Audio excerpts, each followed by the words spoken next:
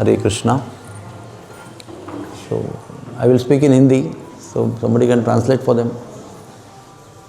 मैं हिंदी में बोलूँगा, उनके लिए कोई अनुवाद करेगा तो अच्छा रहेगा. Sachchidanand Prabhu, we can translate for them बीच में बैठ के. हरे कृष्णा. श्रीमती राधा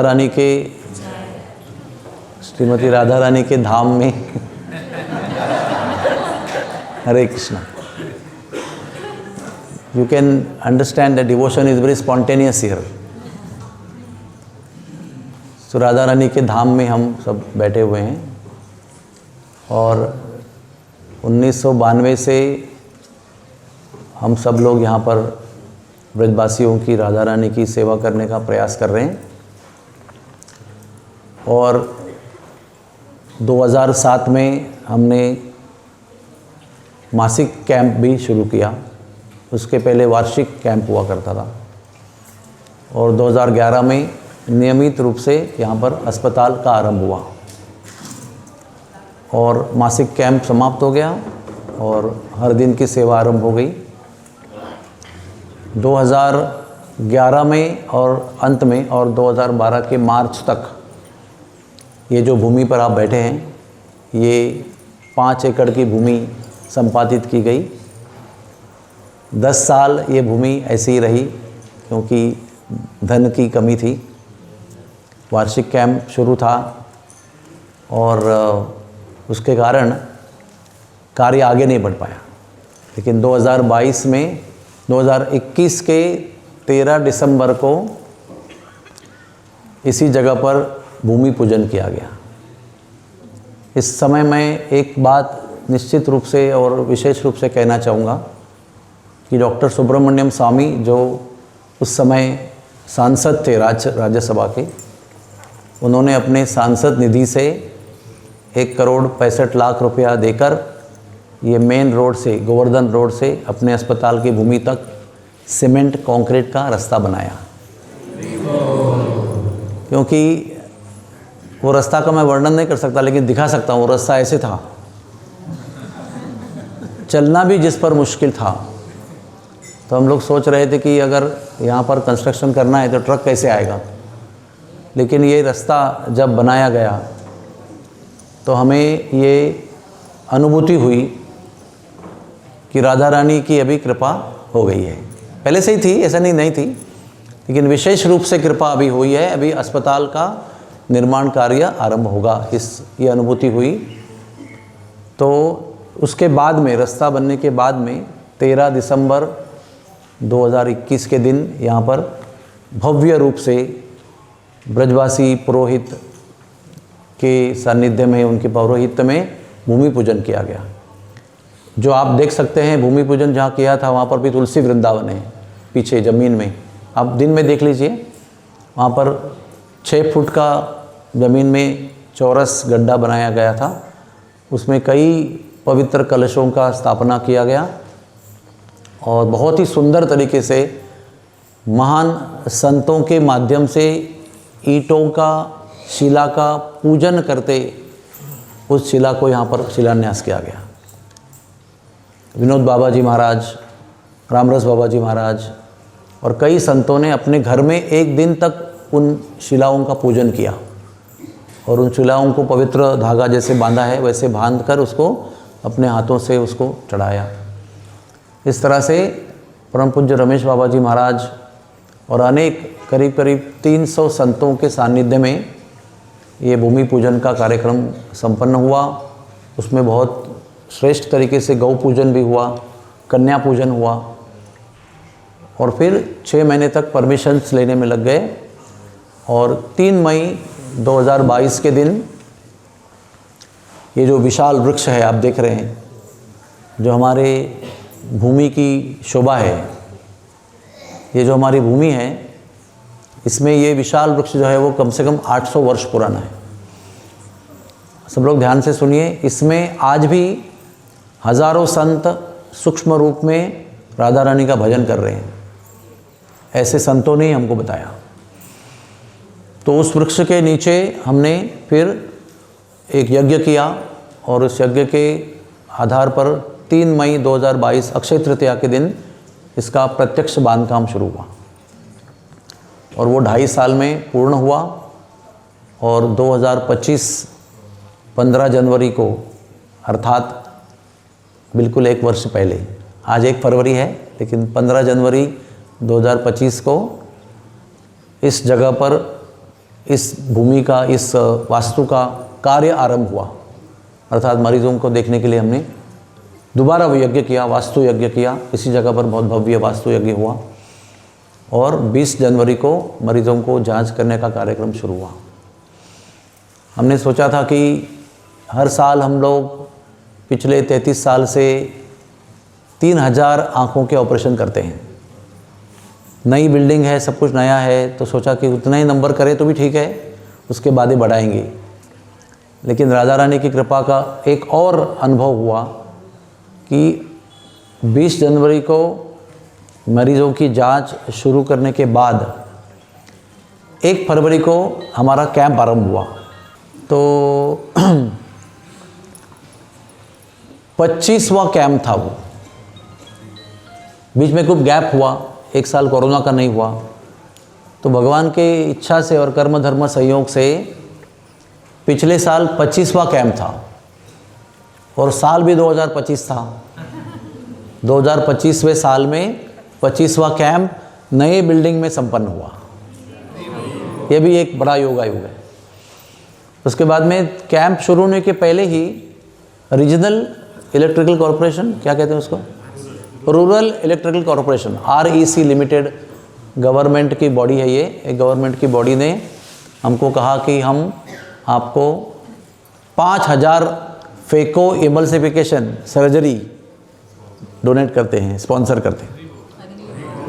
इसके पीछे एक थोड़ी भावना ऐसी है कि हम लोग सोच रहे थे कि हम वृंदावन धाम, ब्रजधाम, बरसाना धाम में सेवा कर रहे हैं। तो अगर हम ब्रजवासियों को सर्वश्रेष्ठ जीव मानते हैं, केवल प्रवचन में नहीं, हृदय से अगर मानते हैं, तो सर्वश्रेष्ठ तरीके से उनका ऑपरेशन होना चाहिए। जैसे हमारे माता पिता का हम शहर में, मुंबई में करवाते हैं, तो कैसे करवाएंगे? फेको इमल्सिफिकेशन, जिसको हम लोकल लैंग्वेज में लेज़र कहते हैं। लेज़र का बीम नहीं होता है उसके अंदर, लेकिन एक लोकल लोगों के कहने में एक पद्धति है कि लेज़र से ऑपरेशन जो होता है वो बहुत महंगा और उत्कृष्ट होता है। तो हमको इच्छा थी कि हम लोग उसको करें, लेकिन उसका खर्च बहुत ज़्यादा है। तो हम सोचेंगे राधा रानी की जब इच्छा होगी तब हम सारे मरीजों का ऑपरेशन लेज़र से करेंगे।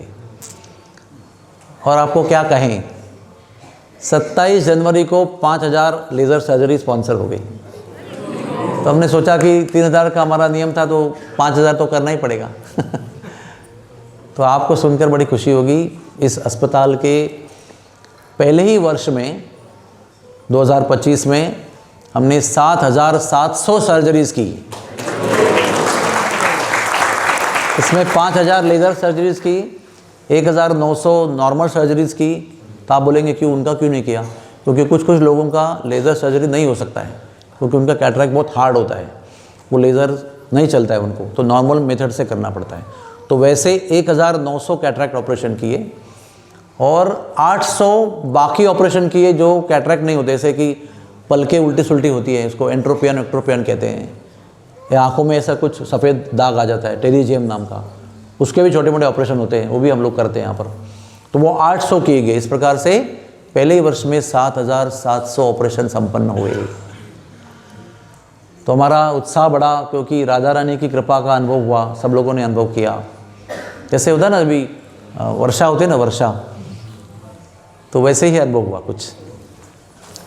तो इसलिए 2026 में हमने ये संकल्प किया है, आप सब लोग राधा रानी को प्रार्थना कीजिए। राधा रानी का मंदिर बिल्कुल आपके राइट एकदम सामने है, एकदम ऊपर देखेंगे आपको तो सफ़ेद मंदिर मिलेगा। सबसे राइट साइड में जो मंदिर है भानुगढ़, वहाँ पर राधा रानी विराजमान है। आप प्रार्थना कीजिए। हमने इस साल संकल्प किया है कि 10,000 सर्जरीज हो जाएं, उसमें 7,000 लेज़र से करेंगे, 2,000 नॉर्मल सर्जरी करेंगे और 1,000 बचे हुए छोटे मोटे सर्जरीज करेंगे। पिछले वर्ष हमने 65,000 मरीज़ों को चेकअप किया हमारी बिल्डिंग में और बाहर जाकर, उसको कहते हैं आउटरीच और इन हाउस। इस वर्ष हमारा संकल्प है कि हम 1.25 लाख मरीज़ों को जांच करेंगे, इन हाउस और आउटरीच। उसके लिए हमारी एक टीम है जो सुबह जाती है अलग अलग गांव में, मरीजों को जांच करती है, उनको इलाज करती है, और जो लोग ऑपरेशन के लायक हैं उनको हम लोग अपने बस में लेके आते हैं और यहाँ पर ऑपरेशन करके फिर उनको अपनी जगह छोड़ देते हैं। क्योंकि ये अस्पताल का जब बिल्डिंग हमने बनाया तो हम उसके बाद में यात्रा भी करते हैं, लोगों को यात्रा लेके जाते हैं। तो उसमें हमने देखा कि कई जहाँ कथा करते हैं हम लोग, वहाँ पर कई ऐसे बहुत उम्र वाले 85, 90, 92 इस उम्र के बहुत सारे साधु ऐसे बिस्तर पर रस्सी खाट पर बैठे हैं, और हमने उनसे सुना, उनको बताते हैं कि हम लोग आपके अस्पताल तक कैसे पहुँचेंगे, हम लोग उठ ही नहीं सकते हैं, चल ही नहीं सकते हैं। तो हमको लगा कि इन लोगों तक सेवा पहुंचानी है, उनको सेवा देनी है, तो हमको जाना पड़ेगा और उनको यहाँ से लाना पड़ेगा। तो वो कार्यक्रम हमने शुरू किया। तो अभी हम चाहते हैं कि जो लोग आ सकते हैं वो आ ही रहे हैं, 80-90% तो लोग आ जाते हैं, 10% लोगों को लाना पड़ता है क्योंकि वो आ नहीं सकते हैं, और वो मेरे विचार से सबसे अधिक ज़रूरतमंद लोग हैं जो मोतीबिंद का ऑपरेशन करना चाहते हैं, उनका करना चाहिए, लेकिन वो पहुँच नहीं पाते हैं। तो इस प्रकार से हम सभी आप भक्तों से विनती करते हैं कि आप राधा रानी से प्रार्थना कीजिए। जैसे जिस वक्त मैं ये सब बोल रहा हूँ उस वक्त पर्याप्त धन मेरे जेब में नहीं है ये सब करने के लिए, लेकिन हमारा 1992 से ये अनुभव है कि जब तक हम ट्रेन में बैठ जाते थे तब तक भी हमारे अकाउंट में कोई पैसा नहीं होता था। कैंप शुरू करने के लिए सब लोग ट्रेन में बैठकर अभी कल पहुँच रहे हैं और कैंप शुरू होगा, और कैंप के बीच में धन संपत्ति आती थी और हमारा कैंप संपन्न होता था। ये ऐसा अद्भुत अनोखा अनुभव हमने हर साल का अनुभव किया है। तो उस पर हमें अटूट विश्वास है कि राधा रानी ही सब करती है, राधा रानी सब करवाती है। हम तो केवल निमित्त हैं, मात्र हैं, और हम इच्छा रखते हैं कि हम उनकी सेवा करें। तो ये अस्पताल जब बांधा गया तो इसके साथ साथ कुछ कुछ स्पॉन्टेनियस सेवाएं भी आरंभ हो गई।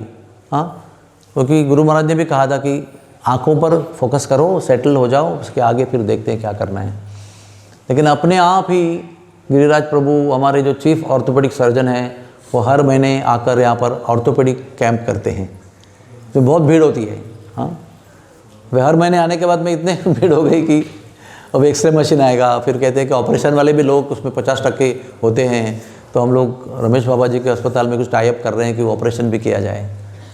फिर साथ में माधवानंद प्रभु भी आने लगे, पीडियाट्रिशियन, और बच्चों का भी ओपीडी कैंप शुरू हुआ, उसमें भी धुआंधार पेशेंट्स आ रहे हैं। इसका अर्थ ये है कि यहाँ पर बहुत ज़रूरत है, यहाँ पर अच्छी सुविधाएं, विश्वसनीय ट्रस्टवर्दी सुविधाएं अवेलेबल नहीं है। तो ये भी हमारा स्वप्न है कि यहाँ पर हमारी 5 एकड़ जगह है, ये तो 1 एकड़ जगह भी नहीं है जिसमें ये बिल्डिंग बनाई गई है, उसके आगे बहुत बड़ी जगह है, बहुत दूर तक फैली हुई है। तो वहाँ पर आगे जाकर सर्वसामान्य अस्पताल भी बने, डिलीवरी का भी योजना हो, व्यवस्था हो, बच्चों की भी व्यवस्था हो, क्योंकि यहाँ पर डिलीवरी में बहुत सारी मौतें होती हैं और बाल मृत्यु भी होते हैं, तो भी बचे जाएँ। और जनरल जो बुखार निमोनिया, टाइफाइड, मलेरिया होता है, उसका भी इलाज हो जाए। एक जनरल हॉस्पिटल भी हो, आँखों का भी अस्पताल हो, और जितना हो सके आप सबके तरफ से और आपके सब आने वाली 4-5 पीढ़ियों की तरफ से भी ये सेवा होती रहे। हम लोग रहे ना रहे, लेकिन ऐसी वास्तव में बना के रखी है कि हमारी अगली पीढ़ियाँ यहाँ पर सेवा करती रहे, उनको भी सेवा का अधिष्ठान प्राप्त हो गया है, फाउंडेशन प्राप्त हो गया है। तो उसके माध्यम से हमने तो अभी उम्र हो रही है, आयु बढ़ रही है, आगे कितना साल विश्व में रहेंगे पता नहीं है, लेकिन आगे जाकर हमारे सारे लोगों को, भक्तों को, उनके पीढ़ियों को ये अवसर प्राप्त हो। ये भी हमारी भावना है कि ये 100 साल के बाद भी इसी भाव से, इसी सेवा भाव से ये काम होते रहना चाहिए। ये हमारी आप सब लोगों के लिए भी विनती है, राधा रानी के चरणों में विनती है, गुरुजनों के चरणों में विनती है। तो ये यज्ञ हम क्यों करते हैं वो भी आपको सबको पता होना ज़रूरी है। बहुत लोगों को लगता है कि यज्ञ करने से जिसको बच्चा नहीं होता है वो बच्चा हो जाएगा। बहुत लोगों को लगता है कि धन की कमी है तो धन आ जाएगा। किसको लगता है कि नौकरी नहीं तो नौकरी मिल जाएगी। किसको लगता है बेटी की शादी नहीं हो रही तो हो जाएगी। बेटी को पुत्र नहीं हो रहा है तो पुत्र हो जाएगा। ऐसे बहुत सारे मन में विकल्प रहते हैं, लेकिन इनमें से किसी भी विकल्प लोग को लेकर हम ये यज्ञ नहीं करते। पहले से बता देता हूँ, आपके मन में कुछ छुपी हाँ। और एक मैं बताना भूल गया, माफ़ी चाहता हूँ, कि इसी के साथ में कई वर्षों से यहाँ पर दंत चिकित्सा भी हो रही है। और दंत चिकित्सा भी बहुत ही श्रेष्ठ तरीके से होती है। जो दांत सड़े होते हैं उसको निकाल लेते हैं क्योंकि वो काम के नहीं होते हैं। फिर दांतों पे दाग होते हैं तो उसको साफ़ कर देते हैं, स्केलिंग। फिर दांतों में छेद होते हैं तो वो फिल कर देते हैं, उसको फिलिंग कहते हैं, हाँ, कैविटी। और सबसे अनोखा काम जो भारत भर में कहीं नहीं होता है, फिलिंग भी कोई कैंप में नहीं करते हैं। लेकिन जिनके दांत सब खत्म हो चुके हैं उनको दंत पंक्ति हम बना के देते हैं। हाँ, क्या कहते हैं उसको? डेंचर। डेंचर कहते हैं। वो एक डेंचर कम से कम 10,000 से आगे पीछे बनता है, उसको कई दिन लगते हैं। मुंबई में भी कराएंगे तो। लेकिन यहाँ पर मुरलीधर प्रभु और उनकी टीम जो है वो इतनी डेडिकेटेड है कि वो एक बड़ी टीम लेके आते हैं, सेपरेट टीम, और 24 आवर्स की एक प्रयोगशाला, लैबोरेटरी बनाते हैं। और उसमें पिछले बार कितना दिया था? 110 दंत पंक्तियाँ लोगों को दी थी हमने बना के। और ये बताना मैं भूल ही गया कि सारा काम निःशुल्क होता है, free of charge, there is no charge. Okay, आप लोगों के जैसे जो बहुत धनी लोग, यानी क्या दानी लोग हैं, दानी की भावना रखते हैं, सेवा भावना रखते हैं, उनकी सहयोग से और सपोर्ट से ये काम होता है।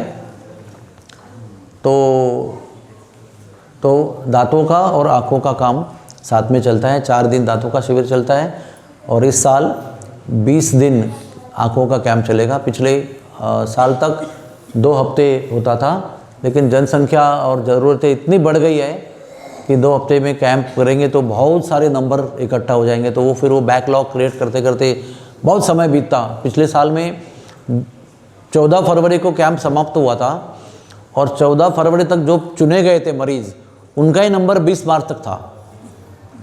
और 15 फरवरी से नई ओपीडी भी चालू हो गई, उसके भी नंबर चलते रहे। तो बैकलॉग और करंट पेशेंट का जो लिस्ट है वो पूरा करते करते बहुत कष्ट हुआ। तो इस साल 3रा हफ्ता इन मौके पे ऐड कर दिया गया है और आशा है कि इस कैंप में हम 2000 मरीजों को कैंप में ही ऑपरेट करें और बचे हुए 8000 साल भर में उसको संपन्न करें। सो ये यज्ञ, अभी संक्षेप में कहता हूँ कि ये यज्ञ जो है वो केवल राधा रानी, श्याम सुंदर जी और संतों के आशीर्वाद, कृपा, प्रसाद प्राप्त करने के लिए कर रहे हैं। The only purpose is to please Shrimati Radha Rani, Shyam Sundar ji and our acharyas to receive the blessings, to treat the Brajvasis successfully and satisfactorily। सभी ब्रजवासियों की आँखों के और दांतों की सेवा यशस्वी रूप से और समाधानकारक रीति से पूर्ण हो, इसलिए हम सभी कर्मचारियों के लिए, डॉक्टरों के लिए कृपा चाहते हैं। वो कृपा याचना करने के लिए हम यज्ञ करते हैं। आप सब जो दूर दूर से सेवा करने आए हैं, आपको भी सेवा की अच्छी भावना प्राप्त हो जाए, अच्छी चेतना, सेवा भाव प्राप्त हो जाए, और आप जो भी सेवा करेंगे वो उत्साह से करेंगे और आपकी सारी सेवाओं को सर्वश्रेष्ठ फल प्राप्त हो। और वो क्या है? ब्रजवासियों का आशीर्वाद। ब्रजवासी आपको, आपकी सेवा को देखकर प्रसन्न होकर आपको हृदय से आशीर्वाद दें। जो जीवन की सबसे बड़ी पूंजी है, सबसे बड़ा धन, ऐश्वर्य अगर कोई कुछ है तो वैष्णवों का, ब्रजवासियों का आशीर्वाद है। और वो आशीर्वाद आपको प्राप्त हो जाए, इस याचना के साथ हम ये यज्ञ कर रहे हैं। Everybody should understand very clearly, we are here to beg for mercy of Radha Rani. तो इन कुछ शब्दों के साथ में मैं अभी आगे की यज्ञ की कार्रवाई करूँगा। हरे कृष्णा।